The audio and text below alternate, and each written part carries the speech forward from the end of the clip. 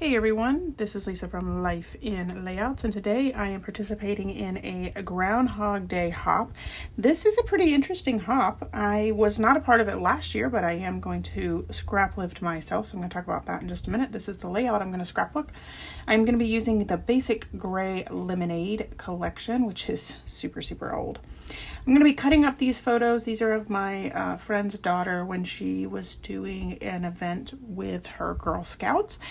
So I'm looking through the papers and I am going to be, again, scrap lifting myself. So let me talk about the hop just a little bit before I get into my layout. So the premise of the hop, and everybody will be linked down below for you so you can follow along if you would like, is that the people who participated last year was going to scrap lift their layout that they did last year. And so they chose any layout that they wanted and they scrap lift themselves last year. Well, I didn't participate last year, but I did post a layout, which I will also share in the comments below, on February 2nd. It just happened to be just a layout that I was posting. I was following a sketch and I turned a one-page sketch into a two-page layout.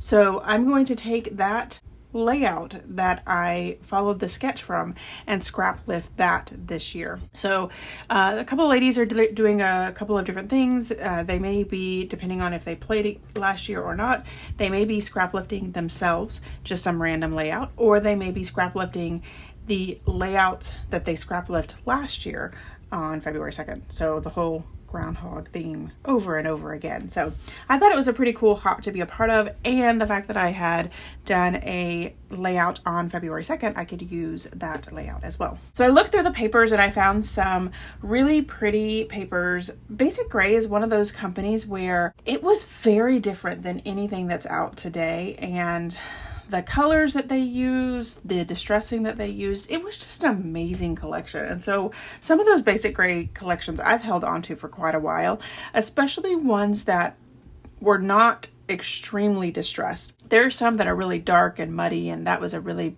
popular line back then. I preferred things like this where the colors were bright but it was still distressed. So if you take a look, especially on the blue flowery paper down at the bottom, some of the flowers are missing because they've been distressed over, and it's just gorgeous paper. So this is probably one of those collections that I will hold on to for a very long time.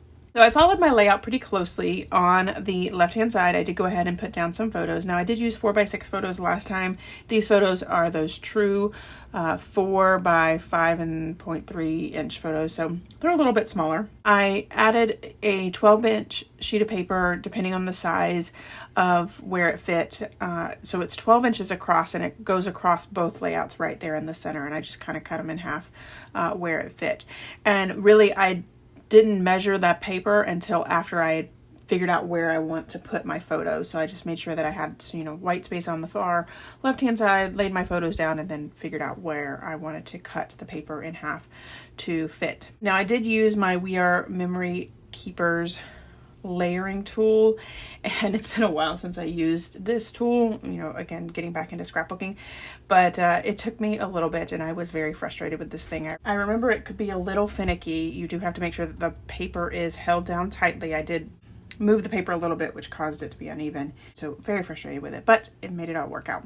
These two photos here are of this huge Willy Wonka piece of candy, and then also of my friend's youngest daughter. She's not in the Girl Scouts, or she wasn't at the time, and they just didn't seem to fit. I went ahead and just opted not to use them and just use the 3 photos on the far left, that one photo in the right hand side, which I did turn to a portrait. It was a landscape in the original.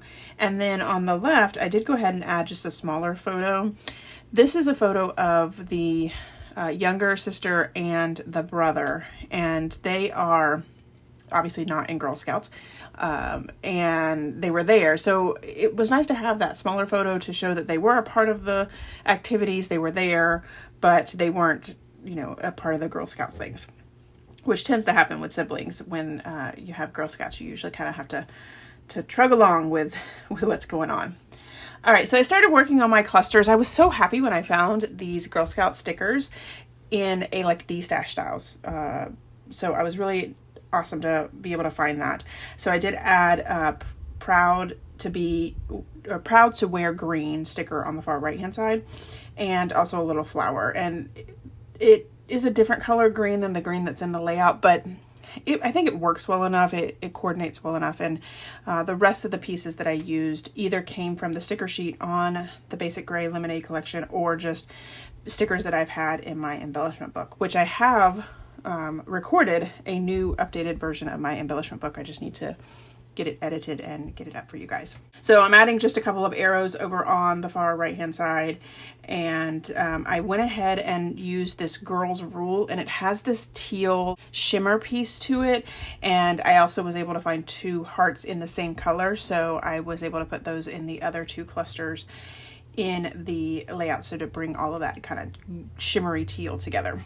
I also used a couple other pieces, like I said, mainly from my embellishment books. I have just pieces that I thought would work well, and I really liked that green heart. I put together some of these pieces where I just took some scraps and cut out the same shape and adhered them together. I think there's like 4 or 5 of them together, so it gives it the illusion that it is a dimensional piece, but it's really just paper all glued together. And I added this butterfly, which I think is really pretty with that orange little diamond centerpiece in it. I did go ahead and find one more piece from that Girl Scout collection that says confidence in it, and I really like the way that that kind of tied into the piece over there on the far right. My title is going to be World Thinking Day, which I did ask my friend, you know, what was going on in this, and that's what she told me was World Thinking Day. And I used 2 of the flat stickers from the collection, and then some stickers that I had from Ellie Studio in there to give it some different dimension. And then I was just going to put World Thinking Day, and I sent a picture to her, and she said, oh, can you add the word England to it, because that was like what they did in their little bulletin board or presentation. So I do go ahead and add that in as well after I get all of the liquid adhesive down. So you can see I was completely done, and then had to bring back these pictures or these stickers here. So I spent a few moments kind of fiddling around, making sure that that is straight, and that is my layout. Here is my final layout, as well as some close-ups. Make sure you check out all the links below to follow along with everyone to see what they scrap lift from themselves from previous years. All right, everyone, if you enjoyed this video, if you wouldn't mind giving me a thumbs up, I'd really appreciate it. If you haven't done so already and you want to see more double page layout inspiration, make sure you hit that subscribe button. Thanks everyone for watching, and I hope that you have a scrappy day.